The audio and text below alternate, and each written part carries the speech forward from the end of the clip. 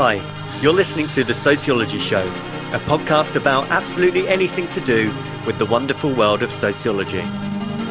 Whether you're a teacher, a lecturer, a student, or just taking a passing interest, this podcast will look at a range of issues from social class, ethnicity, gender, sexuality, religion, crime, education, and anything else that sociology has to offer. My name is Matthew Wilkin, and each episode I will speak to someone working in the field of sociology and let them explain all about their own interests, their research, and their experiences. So, put your earphones in, turn the volume up, and let's be sociology geeks together, eh? Hello and welcome to the Sociology Show podcast. This podcast is sponsored by Collins, high quality student books, teacher guides and unbeatable value revision resources for GCSE and A-level sociology. The Sociology Show listeners can also get 25% off Collins Sociology resources until the end of December 2021, including the new book, How to Be a Sociologist, an inspiring introduction to studying sociology at A-level and university. If you are interested in any of Collins' resources, including that book, then simply head to collins.co.uk/sociology show and enter the code sociology show at the checkout. Terms and conditions do apply. The Sociology Show is also brought to you in association with Tutor2You Sociology, the exam performance specialist for A-level and GCSE sociology students and teachers. And you can visit their website, which is tutor2you.net/sociology. And there you can pick up revision guides, flashcards, revision videos, and everything else that you need for your A-level or GCSE sociology studies. And so my guest for this episode was Dr Karenza Moore from Newcastle University. And I talked to Karenza about her research on clubs, clubbing culture, drugs trends, consequences of drug use, and drug prohibition. Unfortunately, the connection went at a few points during the interview, so it does sound a little bit funny at points, but it's more than listenable. And so without further ado, let's go over to the interview with Dr Karenza Moore from Newcastle University. Karenza, thank you very much for joining me. No problem. So, Karenza, tell us a little bit about who you are, what you do, please. Sure. Okay, so I am a drugs researcher, drawing mainly on the disciplines of criminology and sociology. And I've been writing about mainly recreational drug use around young people, particularly in relation to kind of leisure spaces. And I've been looking at that for about 18 years now.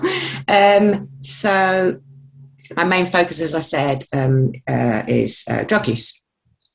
And I'm always interested how people got into their particular area. I know you're obviously talking about club music and dance music and so on as well. I'm guessing you were into that from a young age yourself.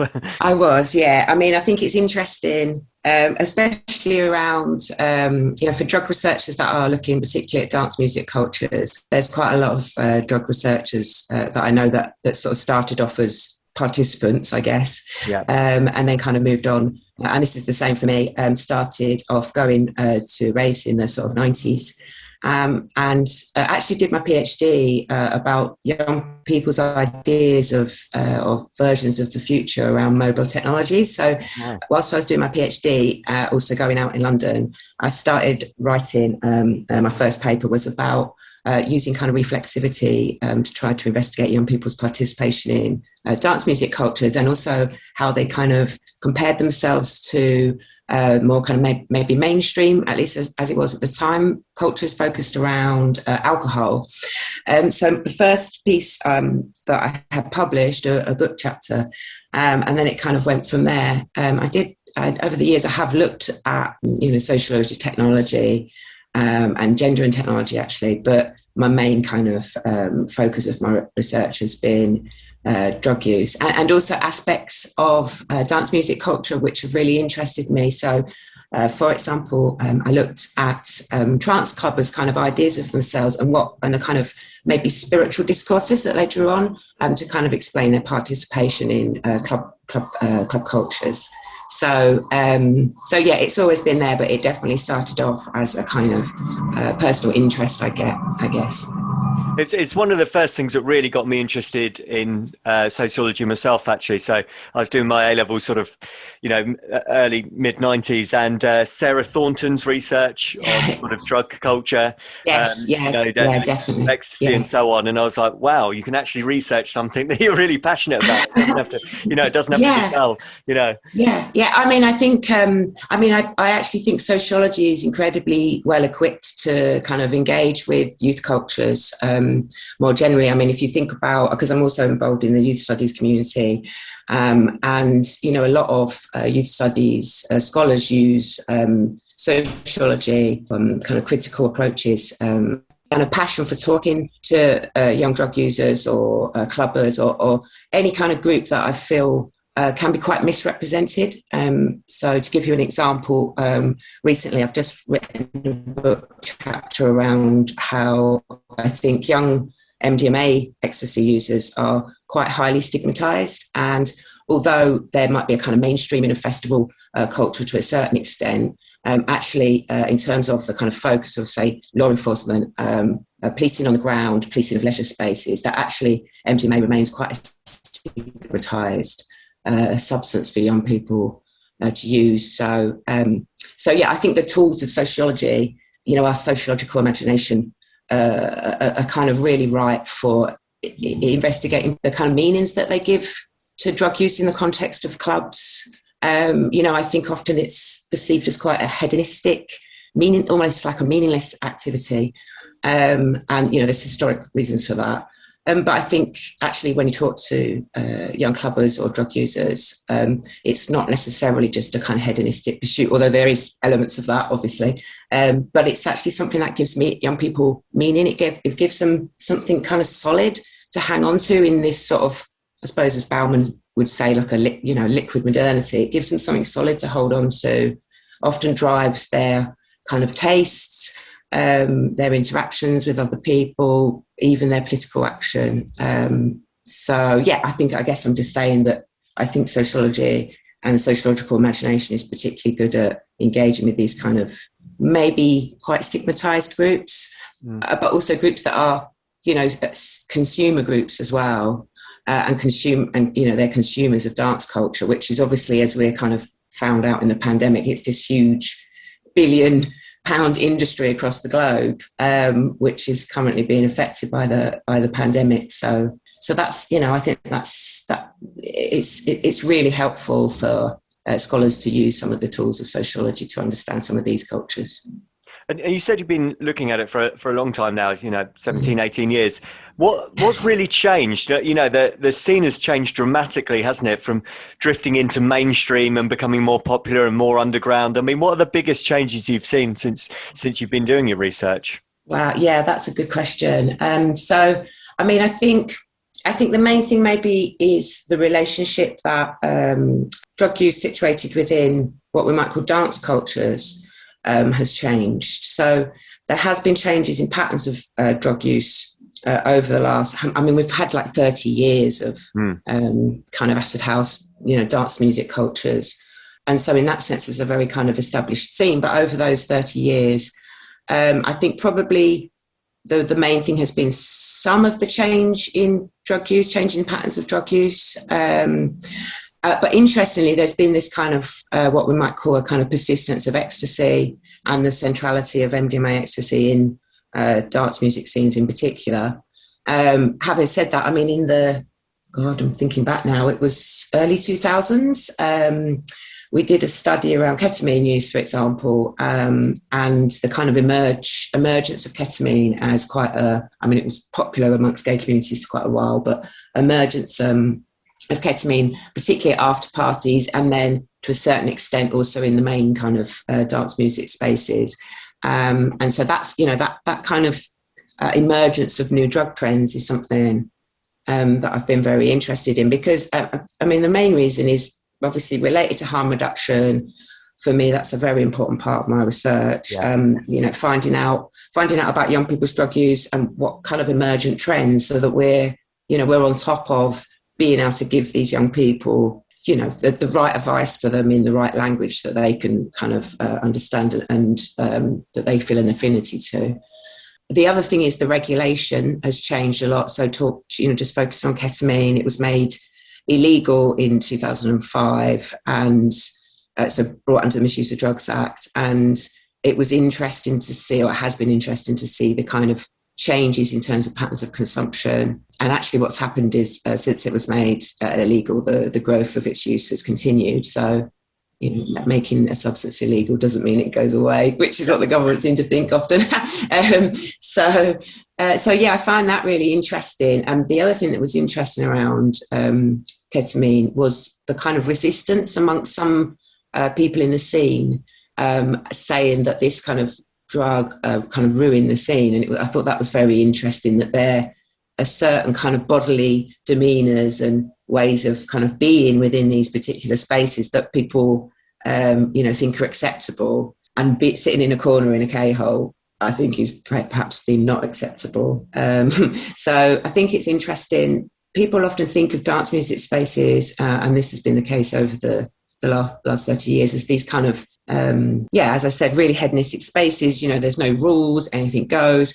Actually, these are very regulated spaces, in terms of regulation from the government, but also from people within the scene. The expectations of behaviour, especially say around binge drinking. If you're in one particular space where alcohol isn't the focus and someone turns up, and they're really drunk or whatever, then, that person becomes, an anomaly almost in that particular space. So I think that's really interesting. There's a lot of kind of norms in these spaces, which I think people maybe don't realise. That's really...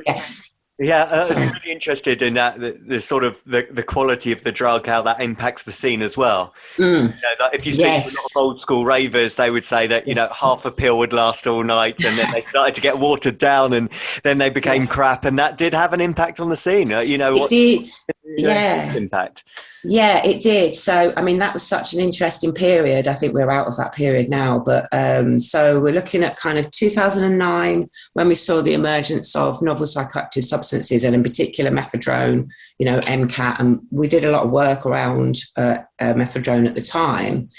And what was really interesting is that one of the main kind of reasons that people moved to methadone was the poor quality of MDMA and also cocaine at the time. And I thought that was really interesting. And people were talking about methadone as if it was the kind of new kid on the block that everyone would move to. Of course, what people kind of found out, that actually methadone, basically it's amphetamine. There was quite a lot of issues with it. So young people did use it for a while. We found quite high prevalence, and it's still used within gay communities, within the gay kind of club scene and hookup scene as well.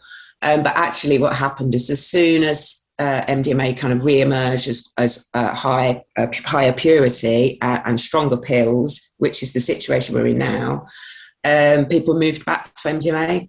I definitely think the drugs change the scene, and the scene changes the drugs that are popular. So obviously we've seen, the rise of binge drinking. It's a different situation now, but there was that kind of binge drinking culture where, cocaine became more prevalent, and is actually still prevalent in England and Wales. Yeah, so I think it's interesting how there is definitely a relationship between the drug use and the kinds of practices within these particular spaces. It's funny what you say about, back in the day. I think there's quite, and I do this myself, there's quite a lot of interest in nostalgia. And that kind of nostalgia, thinking, sociologically now, I guess, is drawn upon by participants and sort of promoters of nights and that kind of thing. So you've got some great events. There was, before the pandemic, there was an event in Blackpool called Back to the Old Pool, which I thought was great. So yeah, I think there is nostalgia for a kind of reconstructed version of the past. Again, one of the other things that's been interesting is the way that illegal raves have been talked about during the pandemic, and I've been thinking about the way that they were talked about, when they first emerged. And there are quite a lot of similarities. But what I think is people forget is that during the rave era, there were these pay parties.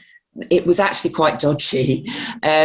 and I know people do romanticize it to a certain extent, but in the 90s, it wasn't all good either. So I think that's worth remembering. And the other thing I think that's happened is that there's quite a division now between people that put on illegal raves and the free party scene. And I think that division is kind of important to remember that in terms of drug use in different spaces, whether they be regulated or unregulated, there's different risks and harms, but also pleasures for young people. And I think that's really important. So we've seen this kind of festivalisation of culture in the sense of, the prominence of festivals and them becoming almost like a rite of passage for young people to attend, not necessarily just dance music festivals, but any kind of festivals, the drug use that's involved in that as well. And we've seen some interesting work around harm reduction, focusing on young people as well in those particular spaces. So I think I think there's a lot going on, but I like to think of, whenever I try and think of writing about MDMA or writing about young people with drugs, I try and think of that 30-year period and how things have kind of, some things there's continuity and change. And I like thinking about, what's stayed the same and what's changed. And I think that's quite a nice way of approaching this particular field of research. That commercialisation thing is interesting, isn't it? Certainly, I'm going to a festival in August, and it's kind of it's got a family feel to it actually. But some DJs playing are old school DJs who would have done like the dodgiest nightclubs and warehouses back in the 90s. And it's interesting they're now going to be DJing to family and children and stuff dancing around. It's really interesting. I think that's really interesting. Of course, I've thought about this actually. If you think about, I'm not going to ask how old you are, but if you think about people that are, have been going out either DJing or as, were ravers, now clubbers, got family, got responsibilities, but still, again, were involved in the scene. I'm thinking Dave Haslam, actually. He's a really interesting example of a kind of Manchester DJ that's almost like a kind of bit of a spokesperson for kind of nightclubs and dance music. And I know Dave still plays out. I think there was a Manchester International Festival recently, just like a Tuesday night. There was a house music DJ that was playing a load of old tunes. So I definitely think it's something people like to, hear again. But also, what I find fascinating, because personally I'm quite into techno, is that actually though these scenes are quite young, and techno in particular in the UK, it's quite a young scene, say, compared to the trance scene. And so I find it interesting that we have people, in their 40s that remember the old days, and then youngsters now that are experiencing this for the first time, and how there are some commonalities, almost like cross-generational commonalities in terms of the way people behave and the way that they kind of talk about their involvement in dance cultures. So and just going back to what we said about commercialisation, there was that moment, I guess, in the early 90s where, rave was criminalised. Raves then had to kind of go into regulated spaces. That's where we get the kind of 24-hour licenses that nightclubs like Ministry of Sound had in the early 90s. And then obviously we saw the kind of expansion of that into the sort of super club. And I think it's really interesting because there's always been this tension between the commercialisation of the scene. Ultimately it's about consuming an experience, but also consuming and spending your money. But there's also the criminalisation of the scene at the same time, and a kind of deep uncomfortableness, I think, from the mainstream and kind of mainstream political organisations about dance culture, whatever form it takes. And I think that we're seeing that at the moment in relation to the positioning of nightclubs as these kind of literally high risk spaces. But that's always been there. So I think there's an interesting kind of in a relationship between that commercialisation and the criminalisation. So if you think about a big dance music festival, there's a particular festival in the north of England, which is pre-pandemic was nearly 200,000 young people, absolutely huge. And I think what's interesting about that is if you go to that festival and other festivals, the policing, the kind of securitization of the site, with the sniffer dogs, strict searches, all that kind of stuff, that's the criminalized element of it. Yeah.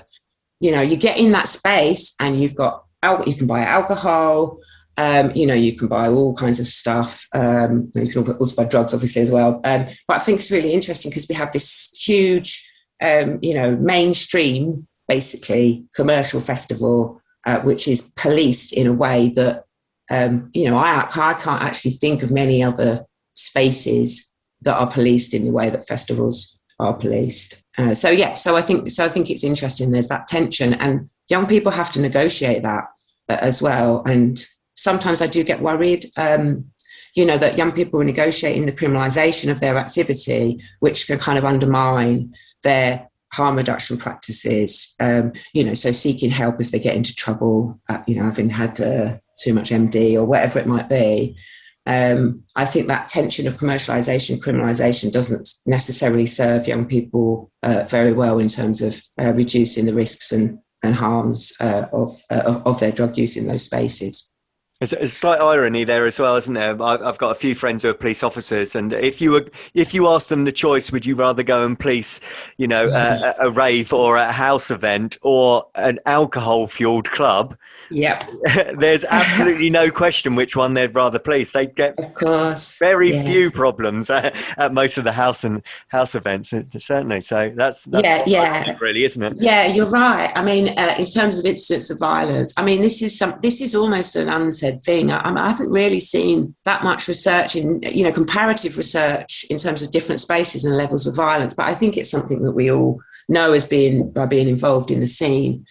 That go into a music. See, I think of them as the sort of drug-focused events, house nights or whatever, nightclubs. But they're sort of drug-focused, but they're mainly music-focused, and I think that's probably the main thing. So people are going, young people, not so young people as well, but people are going to these spaces because they want to consume music with other people, and we've seen that, haven't we, in the pandemic? The kind of rise of the house party, where people want to, interact with others, and particularly in nightclubs or, warehouse parties or whatever, people want to consume music together. So alcohol actually isn't that useful a drug to do that. No. It's not. We always say it's interesting, if you go to quite a big commercial night, you'll sometimes get people consuming alcohol there and, obviously having a good time and stuff. But often those people will leave quite early. So we sort of think, it's about 1:00. So most of the drinkers will go home. And then the people that are taking MD or whatever else kind of stay till the end, So I think it's interesting that even the time and the different sorts of people in the crowd changes over the course of the night, or it can do depending on the venue. So I think that music-focused spaces where people take drugs are seen still as problematic. I understand what you're saying about friends that are police officers, and I've got friends that are bouncers and are the same. They'd much rather be working at the door of a dance club than a very kind of alcohol focused space as well. So I think that tells its own story, really, doesn't it? And interesting thinking about, particularly for women, gay communities over the years. Dance cultures and nightclubs have been these kind of safe spaces where people can. Yeah. You'd hope they could express themselves. Obviously, I'm not saying there are not issues with sexual harassment, and I know there's been some interesting work around that in terms of festivals. But I do think, generally speaking, if you think about the alcohol-focused nighttime economy and then perhaps the more music and drug-focused nighttime economy, I think there is quite a difference in terms of the gender relations, in terms of people outside of the mainstream maybe being able to express themselves in a space where they feel comfortable doing that. And I think the low levels of violence is related to that as well. The Sociology Show podcast relies on the kind contributions of sponsorship and donations. If you enjoy the show, then you can help with the hosting costs by donating as little as £5 on the GoFundMe page. Simply visit uk.gofundme.com and search for The Sociology Show. If you can donate, then you will be sent a Sociology Show pen as a small thank you for your continued support of the show.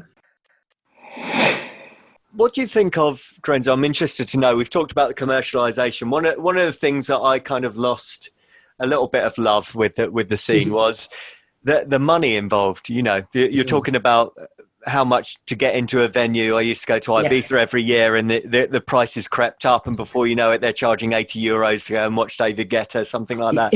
And you just, to me, that wasn't what the scene was about. The scene was a dark, dingy nightclub, and again, that might be a sign of age. But along with the commercialisation came the money attached to it as well, didn't it? Of course, yeah, and that's an interesting point. I mean, I think that I suppose it depends how broad we put the parameters around the particular scene. So, there still are those dark, dingy nightclubs, particularly in some genres. I mean, you can get into a small, thinking of a night I went to pre-pandemic in Manchester, a very small techno night. I think it was like £7 to get in, quite aimed at students and young people. I think I must have been the oldest person there by about 30 years or something. But so I think there are still those spaces. Obviously, those spaces have been particularly hit by the pandemic, and that's very worrying. So I'm not sure what we're going to see when we come out.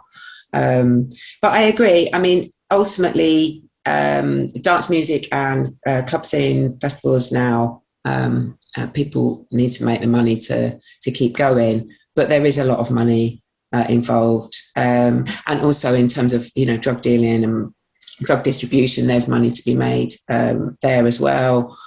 So I think it's interesting that often when we're talking about the scene, we kind of think we sort of forget about people that might be excluded from the scene for financial reasons. So I had a fantastic PhD student, Dr Nick Woodward, who's looking at young people and leisure consumption at the moment with me. And what we found really is that there are whole kind of huge swathes of what we would probably refer to as working class young people who just haven't got the financial means to regularly get themselves involved in aspects of the scene. And so that the expense, the price of things does price them out. And they often, then end up hanging around maybe on the streets or, producing their own kind of scene. So I definitely think there are elements of the scene that are exclusionary. I think the other thing is that there's quite a lot of racism around as well in terms of what kinds of nights are put on, what kinds of music are seen as acceptable or not.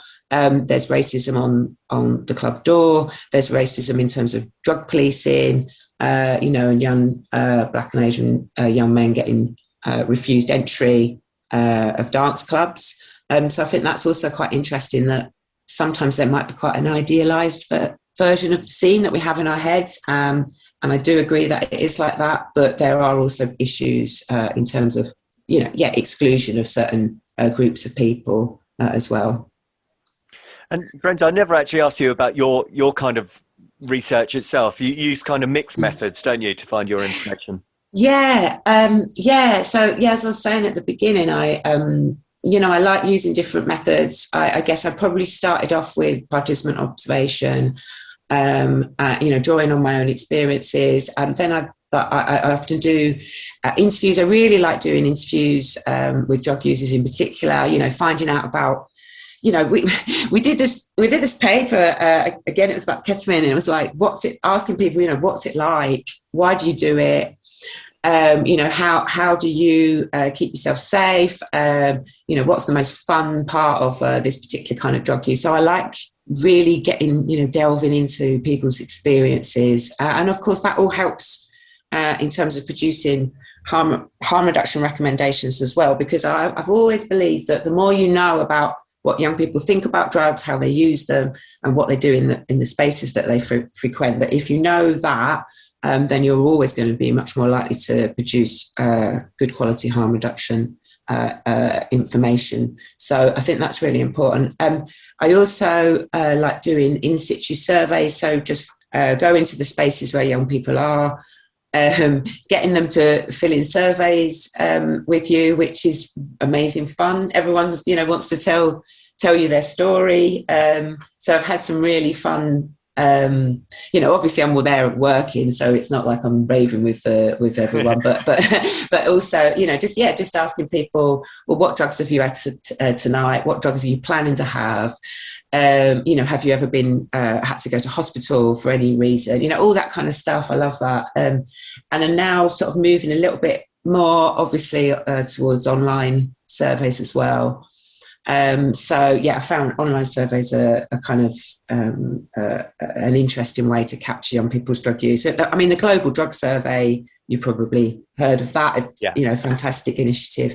Gathers loads and loads of data. So, I really do believe that very well produced statistical data where people acknowledge the limitations of that data, that's important, but good quality statistical data is really important for understanding young people's drug use. And if we don't know how many young people are taking a particular substance, then we're not going to produce good knowledge about that and produce harm reduction material as well.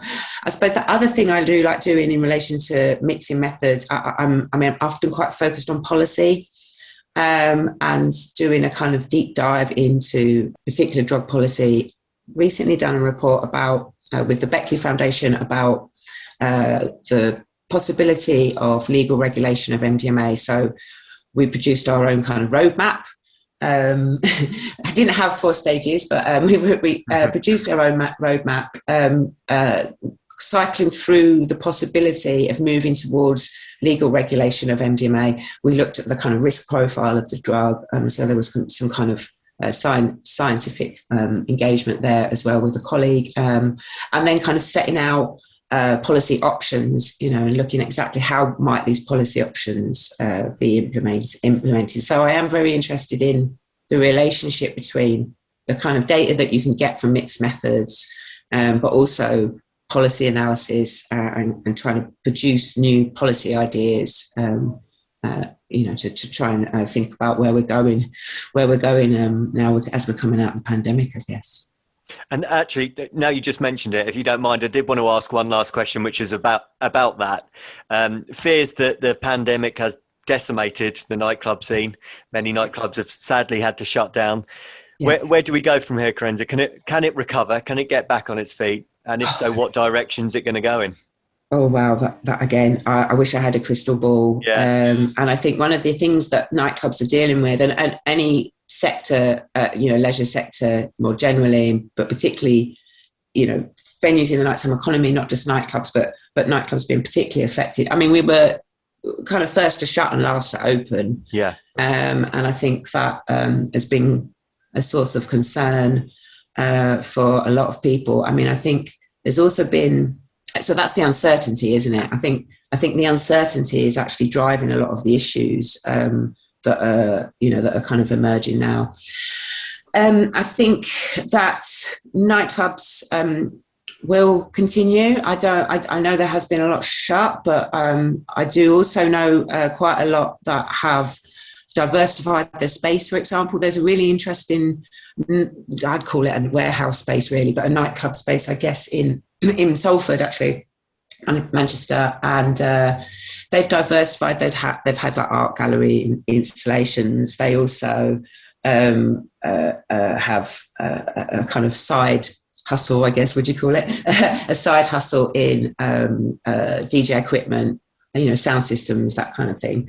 So I think the ones that will continue probably will have to kind of diversify. They'll probably have to try out new things. I also think that the demonization of nightclubs, I think the kind of moralizing that there has been around dance music clubbing will continue, but that's actually not anything new for the scene. I think it's used to being kind of denigrated. I think that there isn't really any recognition that I call dance music and dance clubbing a cultural form. I think it's a particular kind of cultural form, like an art gallery might present different works of art. In a nightclub, we're presenting different works of music and different DJs. So I think it's a cultural form, and I think it's a cultural form that's been very much denigrated. I think it's also quite an easy target.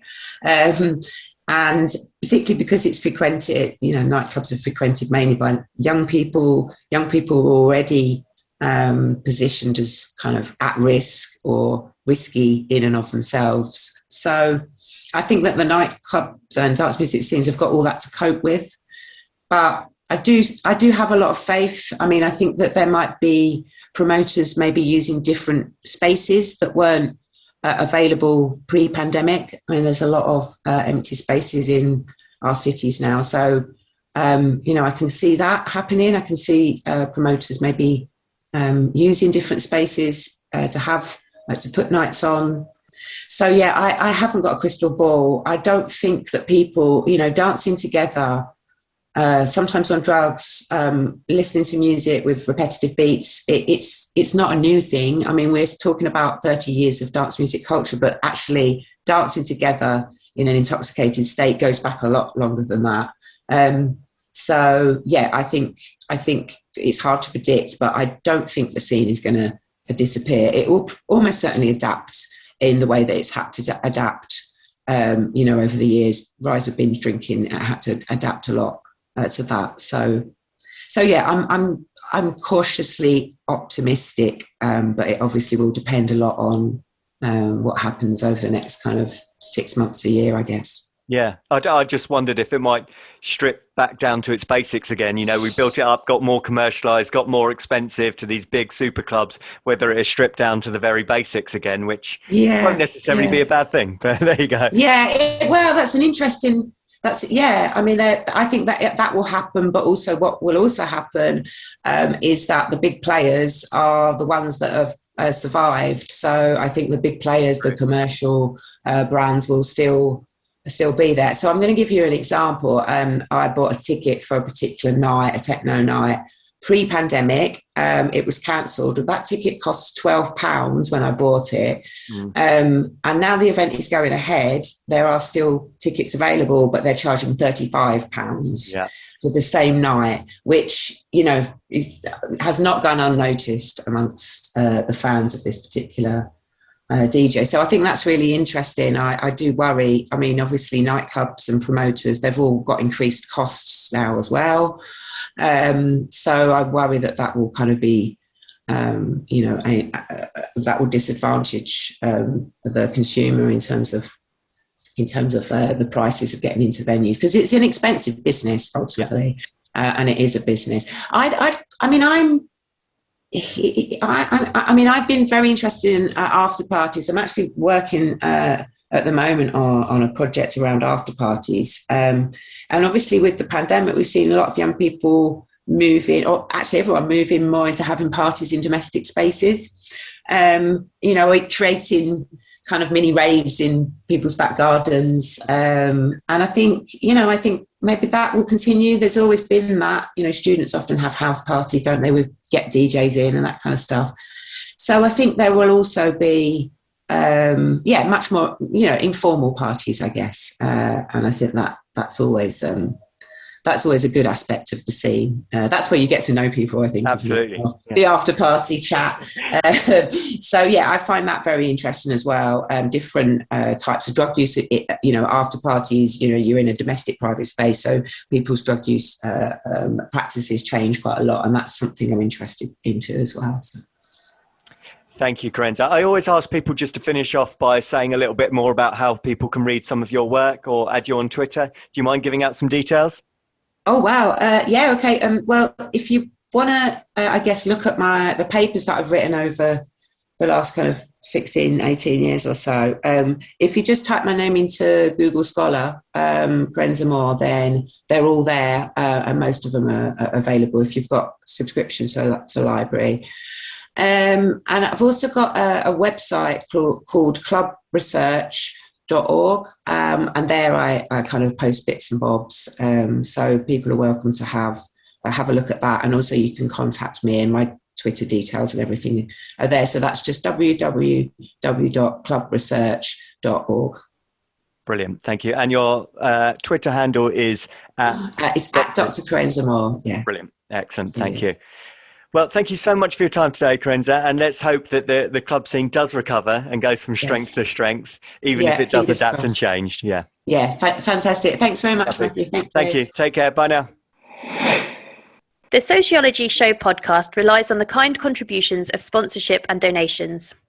If you enjoy the show, then you can help with the hosting costs by donating as little as £5 on the GoFundMe page. Simply visit uk.gofundme.com and search for The Sociology Show. If you can donate, then you will be sent a Sociology Show pen as a small thank you for your continued support of the show. Thank you for taking the time to listen to the podcast. If you would like to contact the show or be interviewed, then please email the sociologyshowpodcast@gmail.com.